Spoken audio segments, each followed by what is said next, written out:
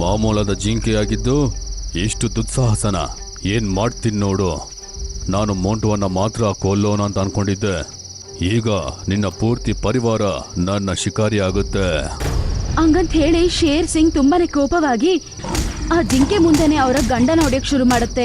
ಆ ರಕ್ತ ಬೇರೆ ಬರೋದನ್ನ ನೋಡಿ ಜಂತುಗಳು ತುಂಬಾ ಭಯ ಪಡ್ತವೆ ಮತ್ತೆ ಅಲ್ಲಿಂದ ಓಡೋಗ್ಬಿಡುತ್ತೆ.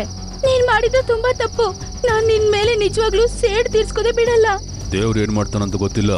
ನನ್ನ ಅವಮಾನದ ಸೇಡನ್ನ ನಾನು ತೀರಿಸ್ಕೋತೀನಿ. ನನ್ನ ಮಗು. ಎಲ್ಲಾ ಜಂತುಗಳು ಇದನ್ನೆಲ್ಲ ನೋಡ್ತಿದ್ರು ಕೂಡ ಯಾರಿಗೂ ಶೇರ್ ಸಿಂಗ್ ನ ಕೇಳೋದಕ್ಕೆ ಸ್ವಲ್ಪನೂ ಧೈರ್ಯ ಇದ್ದಿಲ್ಲ. ಏನಕ್ಕೆ ಈ ರೀತಿ ಕಿರಿಸ್ತಾ ಇದೀಯಾ? ಈಗ ನೀವಿಬ್ರು ಬರೀ ಕುಂಟ್ರಾಗಿದ್ದೀರಾ. ಈ ರೀತಿ ಏನಕ್ ಮಾಡ್ದೆ ಗೊತ್ತಾ? ನಂಗೆ ದುಸ್ಸಾಹಸ ಮಾಡೋದಂದ್ರೆ ಇಷ್ಟ ಇಲ್ಲ ಅಂತ ತಿಳಿಸೋದಿಕ್ಕೆ.